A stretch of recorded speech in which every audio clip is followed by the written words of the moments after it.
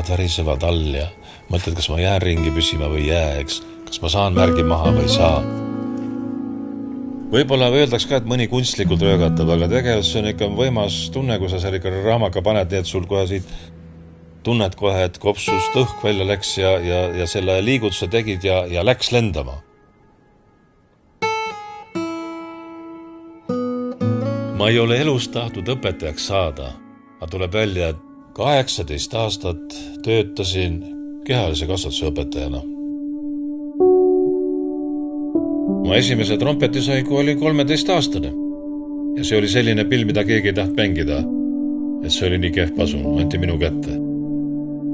Aga kollektsioneerima hakkasin aastal 2005.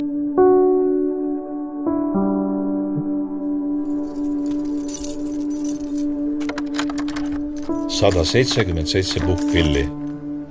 I awakened was morning. I was filled. Põhiliselt hoian pille garaažis, sest koju nad kõik ei mahu. Ja siis hakkasin neid puhuma, sest ma tahtsin kogu aeg teada, mis häält teeb selline vana pill. Garaažis käin iga päev, vahel isegi 2-3 korda.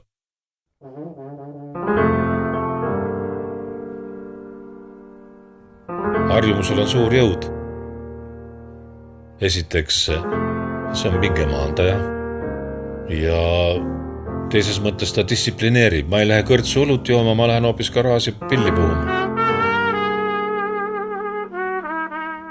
Hetkel on selline väga suur tahtmine, et tahaks veel sellises big bandis korraski veel mängida.